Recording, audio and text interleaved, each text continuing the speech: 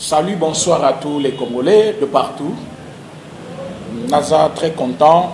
Il y a partager nabino information lelo na poko lelo. Toza na sujet moko ya makasi, sujet ya matata mbutu ekoti entre chef de l'État na Premier ministre. Premier ministre Aleli na kolela nani, c'est ça le problème.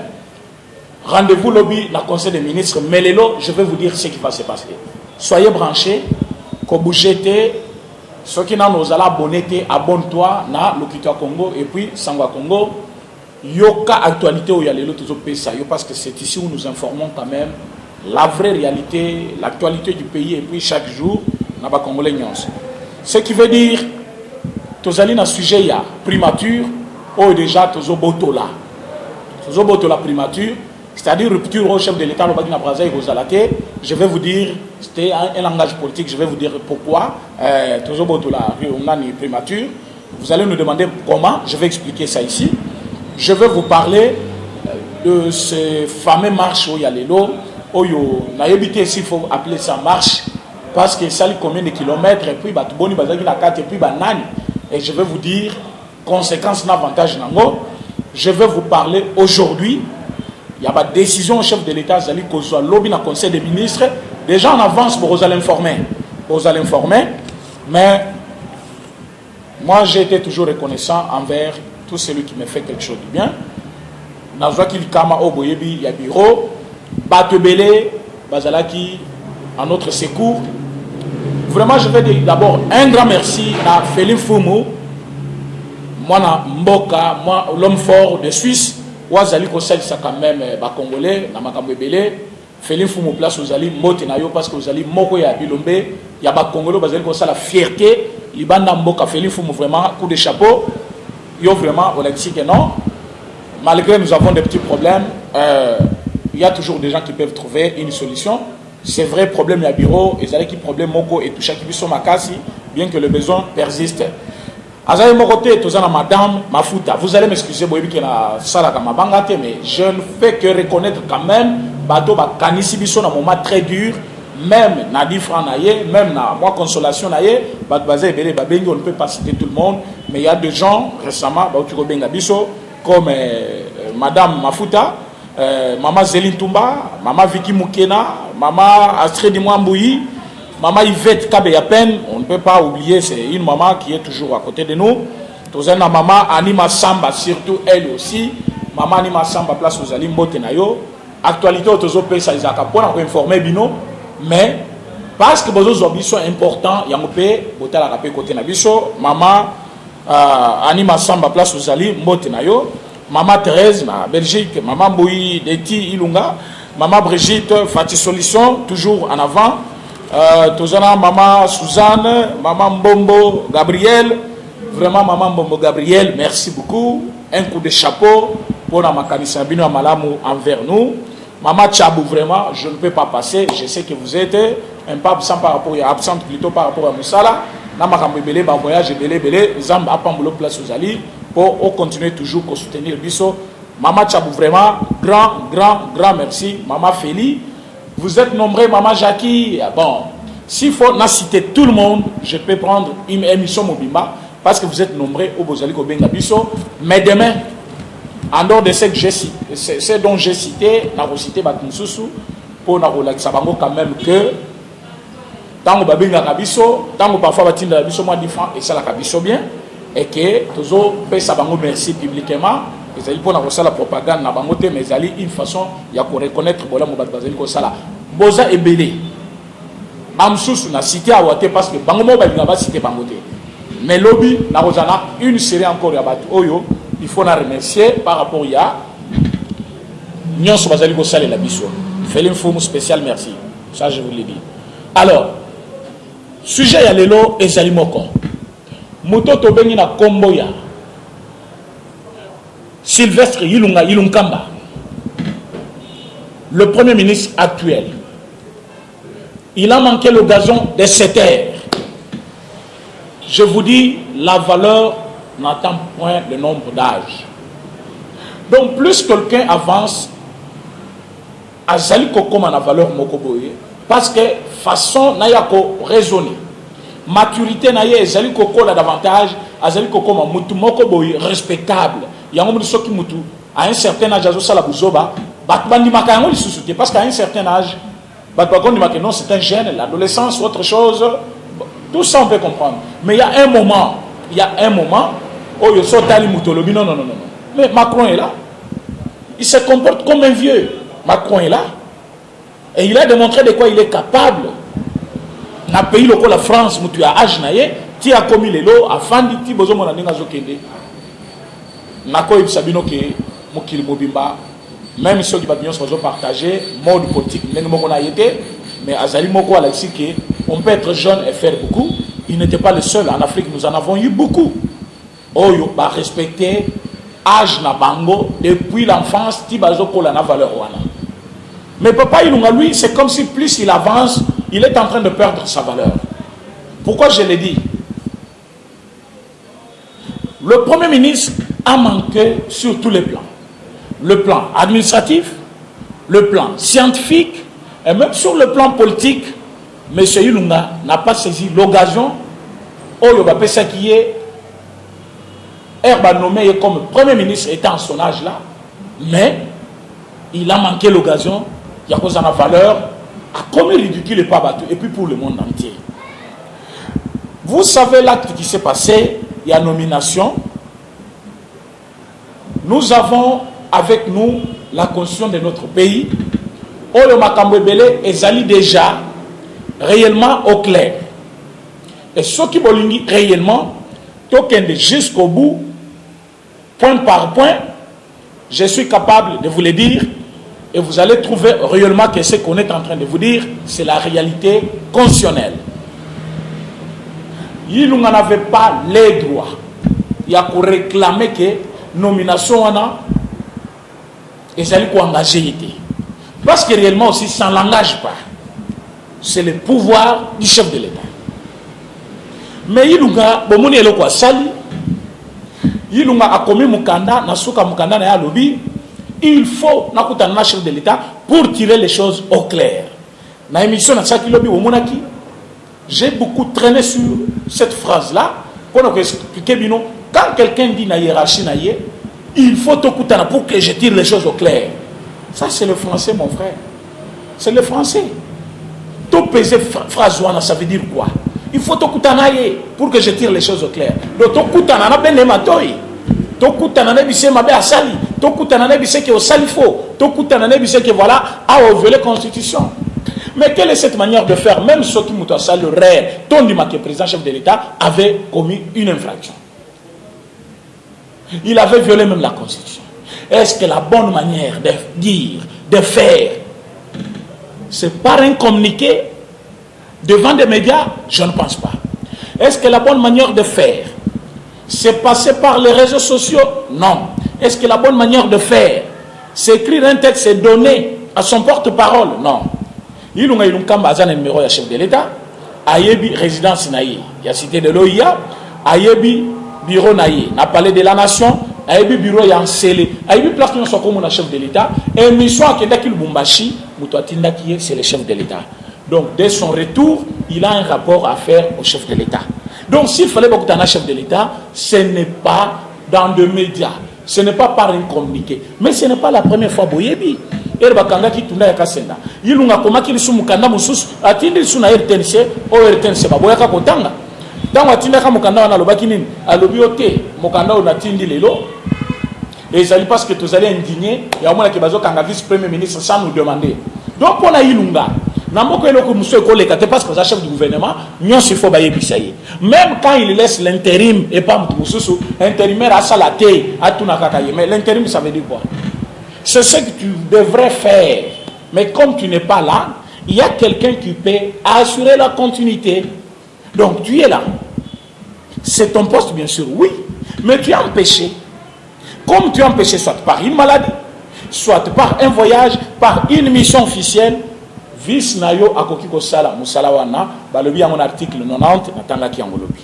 Et plus bazali kotanga yango, plus bazola kisa, alors ndeko il faut azala kimia parce qu'ayebi ke ezala ki yende muta confia ki intérim na ye na maboko ya ministre il y a intérieur. Mais il n'a pas fait ça. Bah nommé tout depuis Naboutou il y a vendredi, samedi, dimanche, lundi, c'est mardi que il va écrire. Donc on a vite compris que Ilunga c'est un enfant de course, un garçon de course. Il y a Nan, il y a FCC. Ilunga un garçon de course. Au lieu de comprendre qu'il est garçon de course, il se fait violence. Il y a Kosenga maintenant, audience na chef de l'État. Si Mayako Koma Mukanda, Yozali enfant de course. Yebisa FCC, Yebisa Kabila, Basenga l'audience. Yosuko Sokomaki Mukanda. Au petit porte-parole d'ailleurs, à l'équipe dans les médias, à Kitisi, nomination à chef de l'État. A démontré dans le public que non, chef de l'État c'est l'erreur parce que contre-signe, Ezaki a premier ministre. Qui vous a dit que contre-signe, Ezaki a premier ministre? C'est un acte administratif. Bien que Ezaki confie à premier ministre, le premier ministre peut être empêché. Adjoint Naïe soit vice à Koki pour assumer la continuité. Voilà, dans ce pouvoir-là, il peut aussi signer. Pourquoi? Il nous a déterminé, non, le document ne soit pas signé, sauf voilà. C'est dit où dans la Constitution que non a signé le document ou est signé. Parce qu'il dit, nous sommes signé, mais le document est ta présidence, il faut tout en. Donc, cible, il y a une qui présidence. Ce qui m'a camésé ta présidence, il a signé en côté, il faut tout en kingakat. Il y a un intérim, il y a chargé, vice-ministre, ministre de l'Intérieur, vice-premier ministre, bien sûr, ministre de l'Intérieur, l'intérim. A comment qui est le quoi na phrase wana a le document ils ont le ta présidence avant de signer il faut tout nangai avis nangai bango peut batika disposition les gens mais disposition est-ce que zali article de la constitution ezali parole de l'évangile soit ezali une loi dans ce pays c'est sa pensée à lui ce n'est pas le format oyo disposition constitutionnelle est placée pour baloba que voilà comme au respecter yangote au violer constitution non. Le vice-premier ministre a pesé les pour et les contre. Je suis vice-premier ministre. L'article 90 me donne le pouvoir, il y a quoi assurer la continuité. Ou l'intérim, il y a premier ministre. Maintenant, dans ce cadre, je peux signer le document. Mais pourquoi il va jusqu'à préciser que le document est à telle part qu'on signe à côté tout nangai. Oh, monsieur signé. C'est selon quel ordre, selon quelle loi, selon quel plan. Et il a signé. Il nous a fait une audience. Fachi Beton, président de la République, Félix Antoine Tshisekedi Tshilombo, Moubali Yamakasi, Ouazali Kolek Sabatou, l'élo qui voilà, le pouvoir, et Yakapambate, quand Dieu vous donne une charge, il vous donne aussi de voies et moyens, et surtout la sagesse pour conduire à bon port, charge Oyapesiwan. Charge Yamboka Mobimba, toute une nation. Dans ce pays, il y a des hommes, il y a des femmes, il y a des filles, des garçons qui louent du matin au soir, au Bazali au service. Il y a réellement Zambé, au Yakelabiso, et Zambazali, Nalisu Makasi, côté Nabiso, pour mon Nabiso. C'est dans ce sens que Bato va diriger Biso. Ceux qui ont allé sataniste, Dieu peut te détourner de ces moyens-là pour diriger Bato bien. Alors, Bakongolo Bazali Kolela, du matin au soir, je pense que Zambé, cette fois-ci, il a donné la sagesse en entièreté à Félix Antoine Tshisekedi Tshilombo. Sagesse. Le cadre idéal pour discuter les choses politiques entre le Premier ministre et le président-chef de l'État, ça peut être dans une réunion interinstitutionnelle, parce que le gouvernement qui dirige Ilunga, c'est aussi une institution, le président est aussi une autre institution. Alors, ce qu'il est loup, Ilunga, à mon avis que c'est bien les médias. Mais au lieu de médias, il a demandé l'audience. Le chef de l'État a zongisié dans le cadre idéal. Voilà.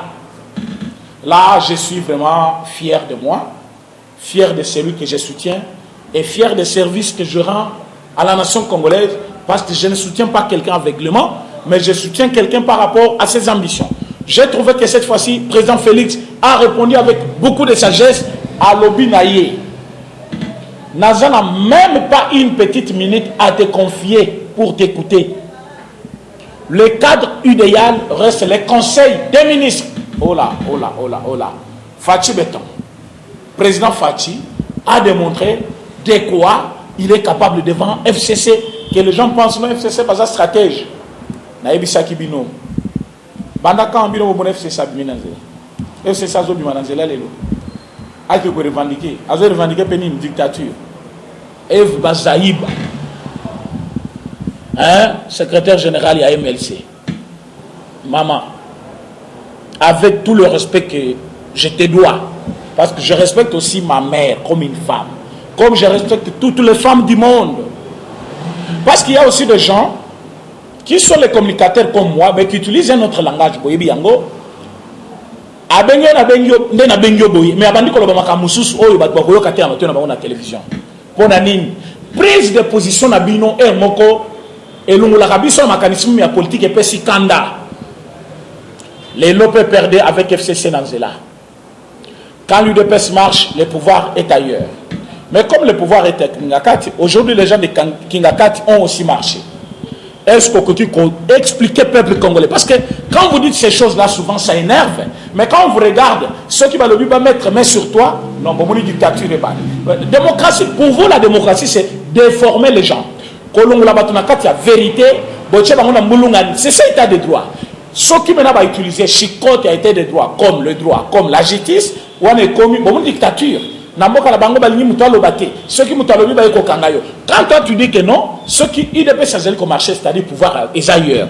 Ceux qui les lobatunyo par la justice ont démontré pouvoir est ailleurs. Tu seras incapable. Et ça va kangio. Au moins on est bimi batelemi. Biso ba ressortissant 2. Biso ba parti politique te lobby boy. Lelo FCC a marché. Ceux qui pouvoir ils en a Kingakati. Ils ont peine à limiter na IDPS. Alors pour na F Bazaïba pouvoir ils awaki. Ils pas mbemba. Pouvoir ils pas mbemba. Ou pas noko na yo. Pouvoir ils na IDPS président Félix chef de l'État a outa IDPS pouvoir ezakuna. Alors Lelo il a démontré de quoi il est capable au moni FCC biminanzela.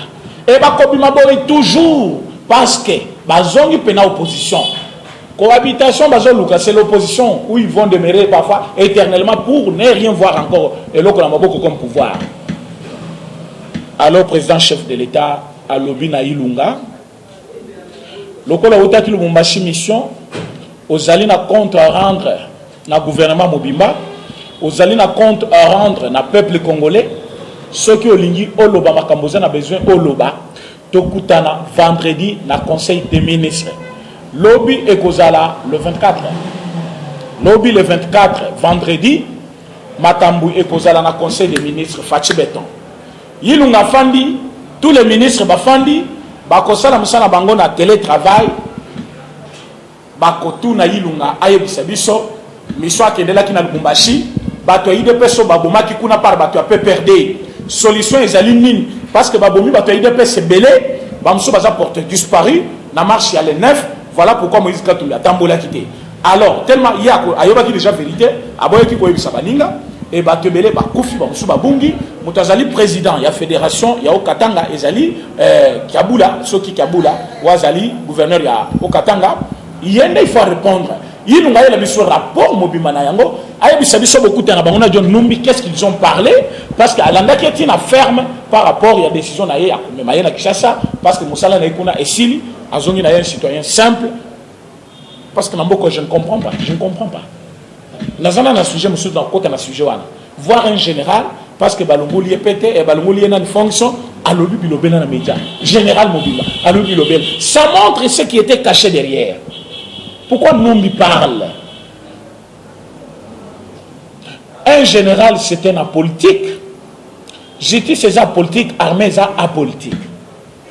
Sauf qui justice c'est apolitique, sauf qui armée est apolitique. Pourquoi c'est un camp politique qui revendique que nomination c'est mimable? Pourquoi la Mouka revendiqué? C'est aussi un camp politique. Pourquoi la société civile a revendiqué? Pourquoi les confessions religieuses revendiqué? Pourquoi seulement FCC? Plan Isalakiwan. Pourquoi ils ont revendiqué, FCC a revendiqué, nous a revendiqué. Vous voyez comment le plan se dessine. Le plan se dessine. Alors, le plan Isalakiwan, vous trouverez bien que c'est fatal. Ne pensez pas que c'est facile. Le président Fachi a choisi le moment propice où Essali Kebatutu va comprendre. Réellement, c'est un homme politique de longue date. Aziebi Oyazeli Kosala. Tango, Alongoli Tango fort. Alongoli John Noum. Quand on a justice, va échouer. Ils ont compris que voilà, c'est le moment. Alors qu'est-ce qu'il faut faire? Il faut tourmenter la population. Ilunga, son incompétence est aujourd'hui approuvée. Approuvée. Depuis qu'il est Premier ministre, c'est comme si dans ce pays il n'y a pas un Premier ministre. C'est comme si on n'a pas un Premier ministre dans ce pays. Quel est le rôle d'un Premier ministre? Qu'est-ce qu'il est en train de faire? Conseil des ministres, c'est la Kawa. Impact Nezakani. Qu'est-ce qu'il fait comme chef du gouvernement envers les ministres? Rien. Mais il a déjà écrit 2 fois Bouzoba envers le chef de l'État. Tango Komi Mukanda Oyasuka, à Bossan qui FCC a trahi Renenga Basalaki Tunda Kasseni. Donc, Ilunga doit présenter sa démission. Déjà, lobby. N'abisali non la vérité. Ceux qui n'ont le Makambu, même ceux qui date, mais il y a Salima. Ah, je vous dis bien que Conseil des ministres, il y a lobby et cause la conseil moko très tendu et à l'ordre du jour, rapport il y a Okatanga et puis explication sur la lettre. Oyo Ilunga a comme le chef de l'État et puis l'équipe na média. Pourquoi l'équipe na RTNC? Pourquoi l'équipe na la moko na télé 50 na ba réseaux sociaux? C'est parce que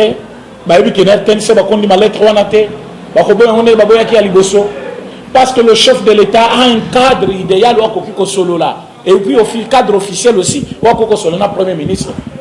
C'est dans une réunion interinstitutionnelle, dans le conseil des ministres, soit un rendez-vous privé, mais ce qui déjà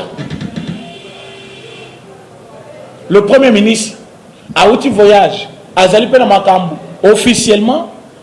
Il y a qu'à décharger une mission ailleurs, ou à ça qui n'a le Bumbashi et pas chef de l'État, mais ailleurs, à ce qui est d'abord sur base de la pression, il y a camp politique, donc là, il est incompétent, un garçon de course, parce que ce qu'il est réellement professeur, parce que moi je le connaissais comme professeur, je vous ai dit que je le connais personnellement, mais si je dis ces choses, parce que moi-même je suis étonné de voir que Ilunga a mis Kititi jusqu'à ce niveau-là.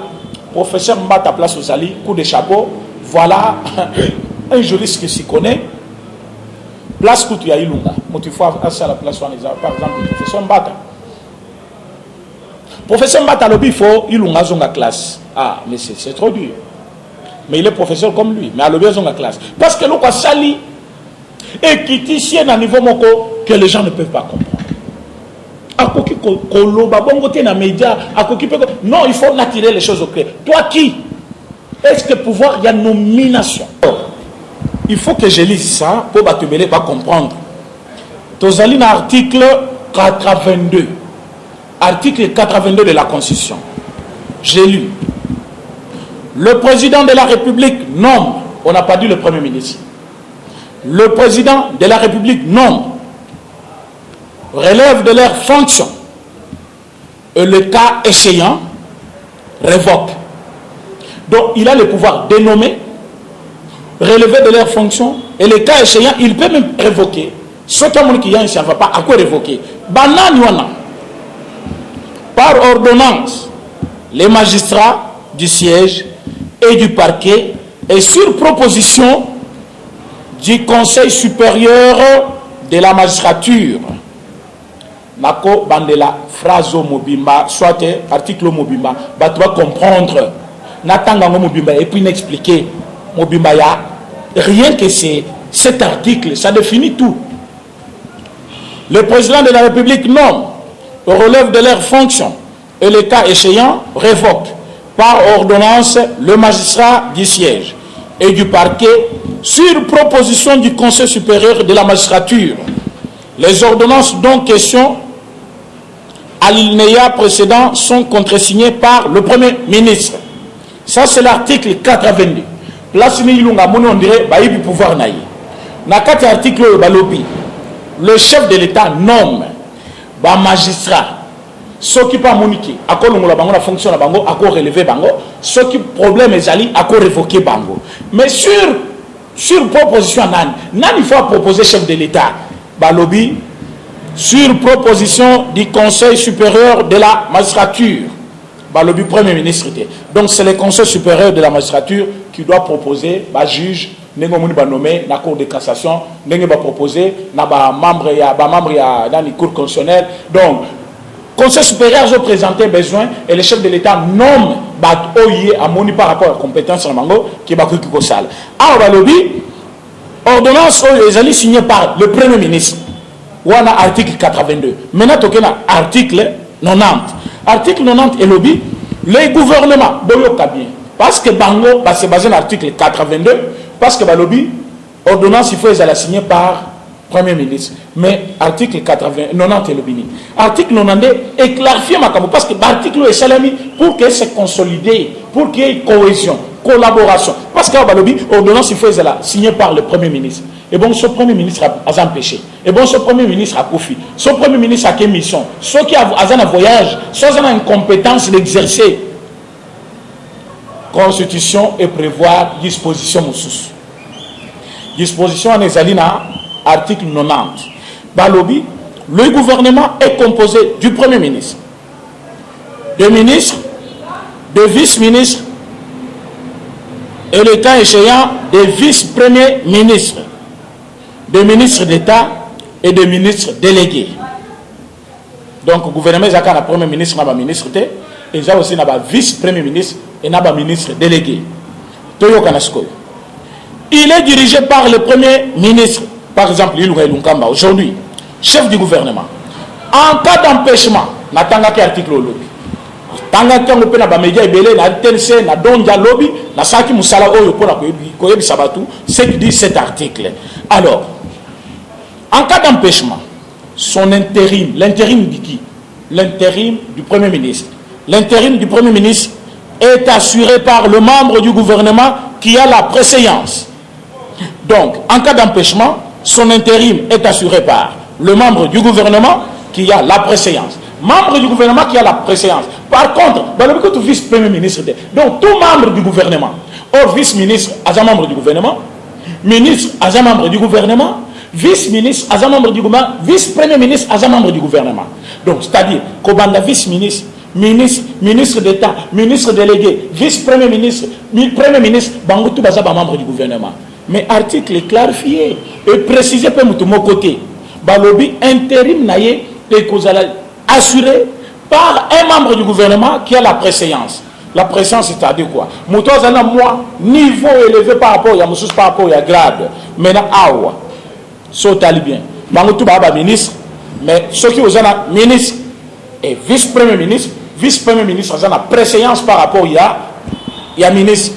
Alors, dans le voyage à Kendaki na Lubumbashi, à Zouaki, intérim naïe, à Tikeli Gilbert Kankon. Dis-moi dans cet article, où est-ce qu'on a dit que non? Soba document est au signé Oyo, Moussou Sufo, au Tunangaï d'abord. Ça n'a été jamais dit ici. Il y a constitution. Alors, surtout qui t'a moqué Balobi, la composition du gouvernement tient compte de la représentativité nationale. Donc, si, tant qu'on dit Gilbert est là, Balobi passe à sa famille politique à Fati. Mais, nomination et la composition du gouvernement a tenu aussi compte de la représentativité nationale ou la représentation nationale, ce qui a fait que Bakassayen Bazali, Bakongo Bazali, Bangala Bazali, donc tout l'attribution sur Congo et ça n'a qu'un gouvernement pour Nani, parce qu'il fallait pas tenir compte de Guana. Mais les parce que Moutouazaki n'a intérim à la famille politique à Fati, et lui comme si ils ont coup de marteau, oui, coup de marteau. Coup de marteau parce que nous avons politique, la politique, je ne veux pas m'éterniser dans le sujet, mais je voulais faire comprendre que l'article 3 article 84 aussi, donc Botanga, article 82, article 83 et article 84. 82 n'attend qui déjà. 83 est le Bini. Le président de la République est le commandant suprême des forces armées. Il préside le Conseil supérieur de la défense. S'il est commandant suprême, donc c'est à lui que revient le commandement de l'armée. S'il est aussi magistrat suprême, c'est à lui que revient le pouvoir de nomination au sein de la justice. Mais s'il l'a fait, où est le problème? Où est le mal? s'engage en quoi? Contre signe ezali pratique moko administrative. Ba pese yango pona nini? Soki lelo chef de l'État seulement ramena ndenge na yemoko et ko yako bema soit favoritisme. Mais ceux qui basent na premier ministre, ça dit que le gouvernement a approuvé Pel Kambouana. Yango ba pesa contre signe na gouvernement. Mais ezali droit à nomination, il y a chef de l'État. Maintenant quand le chef de l'État nomme et que Batmoussous baza contre nomination à chef de l'État par rapport à non satisfaction d'un camp politique et puis ça le pression à yo mutoza membre du gouvernement au salaire le quoi, c'est une erreur grave. Voilà pourquoi il doit démissionner automatiquement et à l'immédiat. Yango lobby na conseil des ministres soza qui peut mener fachabeto bambata parce que lobby a cotoloré ba bêtise oyo bo sali deux fois pour n'ani parce que ça commence à prendre ampleur mususu oyo OK chef de l'État sali bino pe boleki bo répondre na moment ya Kabila bo salaire. José Makila a signé plusieurs fois la ordonnance. Il y a Chibala. José Makila, Azaki Premier ministre, Azaki vice-premier ministre. Chez Okitoum a signé plusieurs fois l'ordonnance comme état vice-premier ministre. Donc à votre époque, c'était bien. Je ne comprends rien. Nous, c'est ça qui vient à l'époque, na Bango, na moment où est commis ma vie.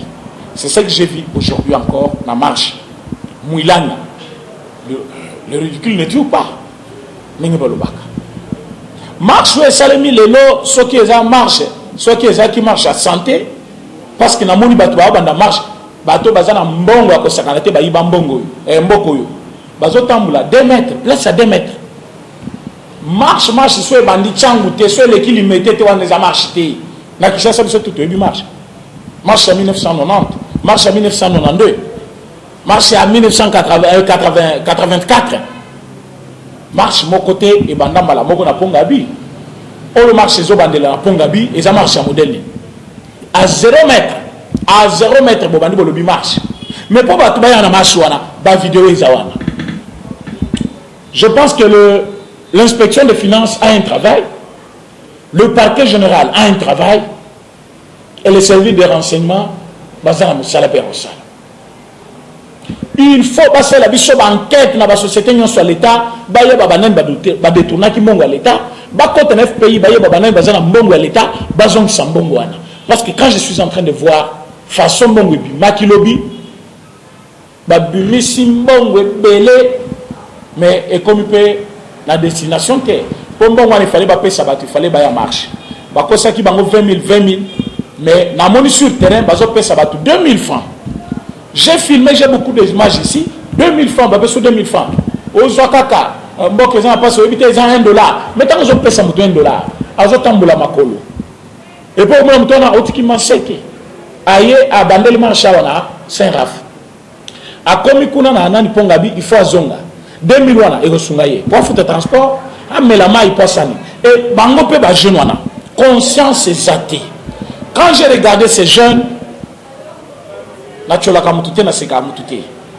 Biso nyos toza batu passe tozali koluka. Nzamba ko pambola biso de moment à l'autre parce que nous sommes en train de travailler. Mais j'ai vu des gens dont namoko na okimawa.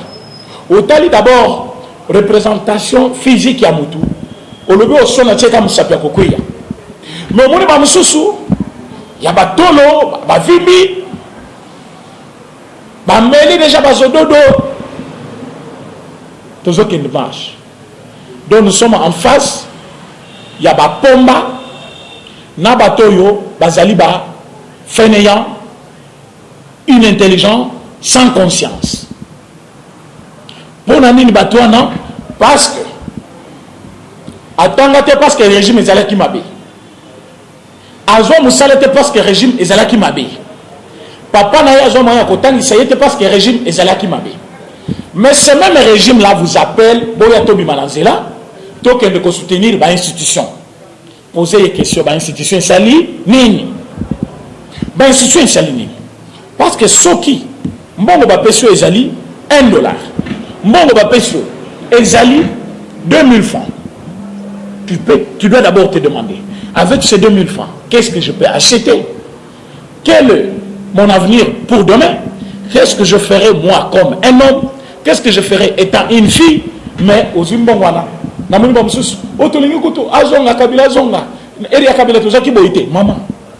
outi wapi outi mboka nini yo pena pour même moto yo outi lelo na ba fin fond ya ba Kasai kuna outi fin fond ya Mbandaka outi fin fond ya Bandundu ayebi ke Kabila zaki mabe ayebi ke na régime ya Kabila mutu moko ta sepela ayebi ke na régime ya Kabila mutu moko ta zo bomengo kaka ba classe politique na ye o bazaki koyiba mbongo ya l'état mais maman moko telemi alobi tolingi kutazonga tozoko kate bozoko kate po Félix Tshisekedi na yaki na Covid-19 achebi so na ndako Tshisekedi mutachebi to na ndako où il le fallait parce qu'il fallait sauver nombreux batika yo teka parce qu'on liaka na koteka mais mususu pa teka kakutu te azakutu na mbongo koteka te mais malade wana est emporté ya kufi mais na pas sauver vie na yete parce que yo teka tout le monde bateka kate bamusu bakenda ka bureau bamusu pe bazo kende classe nanu babanda misala te bamusu baza bana mike donc batunyo sona bazala en danger parce que yo teka. Dieu a fait grâce. Aujourd'hui, nous avons un président qui s'y connaît. Il a confiné les gens pour le besoin de la cause. À Monique, malade des êtres macassés, moi confiné qui bat. Mais marche, il fallait un objectif. Quel est l'objectif de ces marches? Pour soutenir l'institution, que l'institution est saline. Qui est le membre du gouvernement? Le chef du gouvernement. Le chef du gouvernement, c'est la famille politique des années, FCC. Ministre des Finances, Azali Moutia, camp politique, et pas la banque. Ce qui est le nom de Mata, Moutia, il faut interpeller les amis. Les alliés. L'Assemblée nationale est dirigée par qui? FCC. Banan Baza majoritaire, Bango. Qui doivent convoquer réellement? Ba ministre pour na bango, situation économique ya mboka. Batu na bango, taux d'inflation ils allaient combattre pour nani. Batu na bango. Pourquoi on n'arrive pas à maîtriser cette inflation? Namusu soit que kofanda na prison kuna, wa komi ko bela du matin au soir kamere, ko bela. Ote et dit qu'appelle na zakuna 18 ans ngoyo. 18 ans ngoyo. Ya bela kate. Tout le monde moi sina kenda kate ba kanga photo chaque jour. Oh moi ça a commis là kuna soit tes sonika kapola tout le monde ke aro ki mal suninga salate tant au vie privée. Wana na bolo vie privée te bino ba ba ko commentaire vie privée, quelle vie privée? Tant les autres kanga photo azotinda na Facebook, atinda na réseaux sociaux pour influencer la justice non comme azobela botia na hôpital comme ça hôpital ba ki misaye ndenge ba Rwanda bazo kaye kuna ba ki ko former rébellion hein Caméra quelle bêtise ça. Caméra a touché réserve d'échange na Katia Bank. Si j'ai cité son problème ici, c'est par rapport à ça. En connivence avec le gouverneur de la banque nommé par Kabila, avec le ministre Yav, ministre ya Kabila, va toucher réserve d'échange na Katia Banque centrale pour bailler Bambongwana na Djamal. Et aujourd'hui, to ezomata, bazota la ministre de la Finance, batali Kamer Moutaloba qui va toucher réserve d'échange, batali gouverneur de la banque directement, Bamoni Fachi. Tu sais qu'est-ce que tu sais que tu allais faire? Réserve d'échange les a touchés. Et Bungi parce que vous voulez qu'on fasse quoi? Et on est en train maintenant de chercher comment stabiliser. Voilà pourquoi tu es battu. Au Bako pour cadrer réellement finance nabiso. Pourquoi tu es un inspecteur de finances à Sika? Namon Mukanda Mokwa combien on en a? Batax Moussous faisait une tuile barolongola yango. Mais ouais, ça utile. Il faut foutre avec rigueur. Bambo Kebela. Kenya a une richesse. Kenya a une richesse. Mais na Kenya, un pognon sur bafuta. Et sur bafuta, il y a un bangwana. Et quand on a la caisse à l'État, et l'État a aussi sa bango. Mais nous avons déminéré. Et la société, nous avons dit que nous avons minéré. Et il faut que nous avons normalement. Toutes les sociétés de télécommunications, une société qui vous compte déjà 7 millions d'abonnés, 10 millions d'abonnés. Donc par jour, si une personne utilisait au moins $1 seulement des unités, Bazalina, 10 millions de dollars par jour. Mais tu vas utiliser Internet, les réseaux sociaux, Internet, il y a des gens qui vous utilisent 1000 unités par jour. Échange, il y a transfert d'argent. Ils gagnent beaucoup d'argent. Mais est-ce qu'ils payent loyalement leur impôt? Est-ce qu'ils payent réellement? Alors vous voulez qu'on aille où avec ce pays? Voilà pourquoi je voulais dire aux gens que marche à l'éloge qui sans impact est à mon côté, bakaboli mbongo et batubayo marche na retour babandi zembo.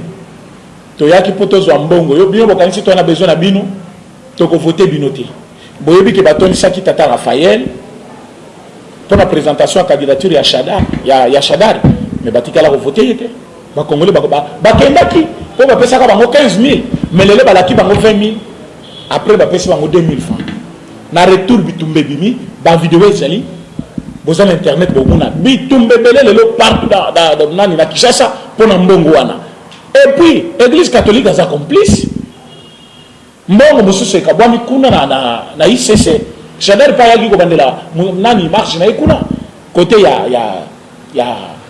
Saint Raphaël a comité besoin église wana bakaboli mbongo basala tout wana bakuso bakoti na kati tout ça et on se demande où est-ce que nous allons avec ces pays avec des voleurs pareils. Mbongo ya l'État au bayibaki 300 partis politiques.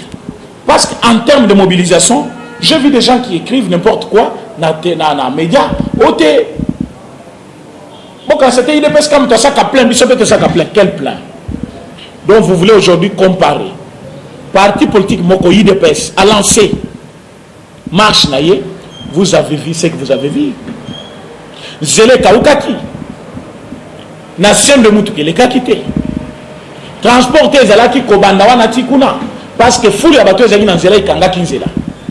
Mais dans FCC, vous avez plus de 300 partis politiques. Et ceux qui vont bien, marche Nini Bayaka, Munda, Bafanfare, Banani. Je obéis à Nini.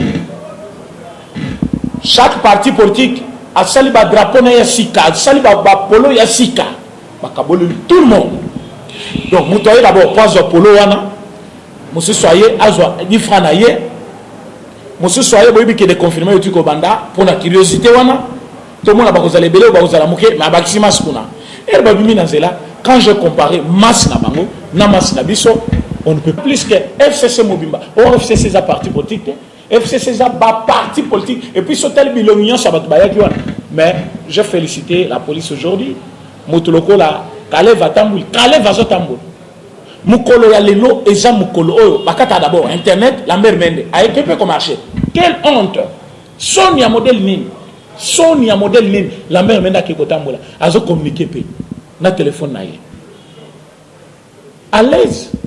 Kalev Mouton, ancien directeur général, administrateur délégué, il y a Aner, Abimi Nansela, à quel côté tambola na foulari a peu perdu. Donc il était là à l'Aner avec couleur politique, il y a Aner, il y a peu perdu. Et tant que tambola, abo sami ke mukolo marche lokola mukolo alelo, nde mukolo oyo kashona ezaki kotonda. Mukolo alelo, eza mukolo bazaki kokata batu mitu. Mukolo alelo mukolo bazaki kozwa plein de gens de l'UDPS, bazo limwa na kashena ya mabele, na ba kashena ya banner partout. Kalev lelo a marché librement. Dans toute paisibilité, à Zongi Penda Kounaye. Aucun mort. Aucun mort. C'est là où je fustige aussi. Inspection générale provinciale de la police, il y a que ça. Bon, il y a que IDP ça marque pour l'intérêt général. Marche malgré les actions sans impact. Vous avez bien gardé. Les personnes ne l'air bien. Mais marche Nabiso, vous nous avez envoyé. Bâtiment qu'on va infiltrer, on va comment qu'il faut casser toute ma porte à bâtiment. Privé ou ba écoute marché pour baïba ba policier ba côté ba demandant baïbi ba téléphone bozana ba vidéo. Et aujourd'hui j'ai vu les gens sortir et rentrer na ba téléphone na bango na ba poche. Donc on avance parce que ceux qui l'obito qui saute obimi gaz saute obimi ba kufi les loba ba komi ko bima marche mbemba otiko sala marche abosali makambo salaka na 2005 ba kufate azongi librement.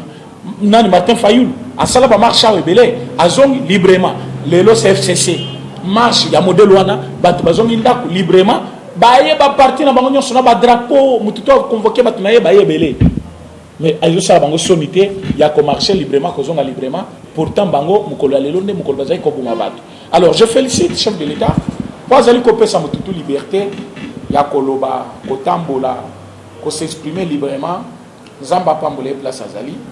Parce que Azali Kola qui état de droit, Azali slogan. Mais d'un côté, vous allez savoir que l'auditorat militaire face à la Moussala-Naye, John Numbi s'est adressé en parlant de la nomination à chef de l'État, a flashé le rumor à lobby, chef de l'État n'a qu'à réunion nyonso azaki kolobaki faut bozana rigueur lokola John Numbi j'admire rigueur na ye mais en parlant de rigueur aye koloba batebele bakotelinga fit baké pas chef de l'état bakomi otonga ngai babosan ke besoin induire rien erreur besoin induire rien erreur donc général à lobby besoin induire chef de l'état na erreur erreur ni besoin induire chef de l'état yenda yebiam a lobby ni besoin induire rien erreur mais ngai na kokufa lokola nyote Azan Nyoté, c'est-à-dire quoi? Il va se rebeller contre les chefs de l'État. Il va se rebeller contre les institutions. Il va se rebeller contre l'armée. Donc l'auditorat militaire doit faire son travail. L'auditorat militaire doit faire son travail. Donc, vous partagez le message. Vous voyez ce qui se passe dans ce pays. Vous voyez que ébélé, vous avez une intention contre le chef de l'État, contre l'institution de la mais ils ont raté. Hein, Félix Foumo, je pense que tu écoutes ça.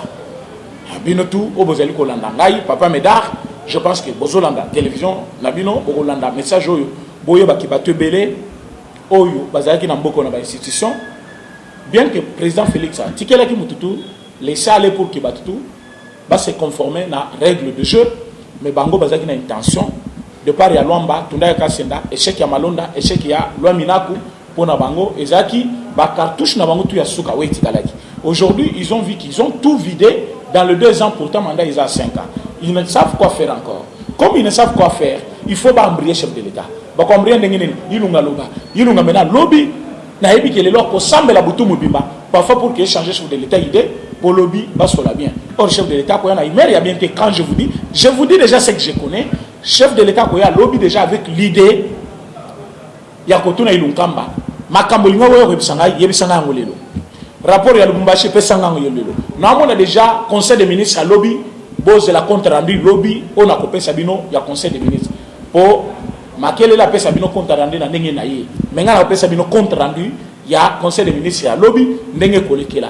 Boze la brancher, boze la ebele, so bomuni nazo le kate bobenga ngai pona pesa bino compte rendu ya réunion wana pour comprendre. Merci beaucoup na batunyo so bakolanda biso lelo. Merci Nabana Mboka tout bazali ko se préparer pour son avis par rapport au bureau. Boy ba keto zaki na scène le numéro 18. Nous sommes obligés ya kolunga bureau, la bureau wana ko kende ko chango na limité parce que bakolo parcelle na bango ba lobby ba bando buka bango chaque fois. So ba bando buka bango chaque fois, mieux vaut bisoto bima. Or si photo bima, il faut to futa bureau mususu. Ko futa bureau mususu ça va demander l'argent. Balobi to lungwa kolungwa na to kolungwa boyebi ke ba yibaki ba matériel bilo mususu. Alors batinyo so balinga ka musalo to sala to senga ba o ya biso bato ba yibiki baza to ala muka balanda biso par hasard ba ba commentaire moko ya abuzo ba sifodi batika makambwana biso tango to lobaka batu o basunga ka biso c'est-à-dire batu o balanda ka biso bato baza na obédience na biso bato balinga ka politique ya mboka o balinga ka mboka na biso échanger. Alors, bureau isolé, on a scène toujours qui t'a limité, scène à côté à Kalam, alors toujours qui t'a limité, ça va nous demander les moyens. Chaque fois quand on dit ça, c'est pour que le bateau ait bonne foi. Bon, continuer peut signer pétition contre M. Kabila. Ah, on a Katia Mboka, moi, frère Moko, et Tchamaki na niveau ya Likolo, le but freiner Mouké, bateau internet va signer, mais yo freiner Mouké. Il y a un moment où on a pour Isaki quand même, toujours banango kalate, toujours qui n'aille jusqu'au bout, Azamu Kangami, Boyoki. Dans ces pays, ils ont déclaré que le dossier Oyobatin des alliés recevable. Donc, plainte Yaba. Avocat Obafunda qui est, malgré que vous avocat canadien, vous avez congolais, parfois vous avez nationalité, Bafundi Joseph Kabila dans ces pays. Dans le niveau de ces pays, on a déclaré cette plainte recevable et fondée. C'est-à-dire, enquête.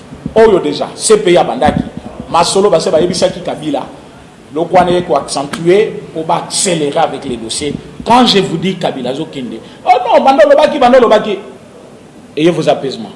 Gouvernement Bimate, bon, mais ça gouvernement, gouvernement Bima, le gouvernement il nous a bon comme ça, Tozo qui n'a pas bien pour que Moutitou azala à l'aise.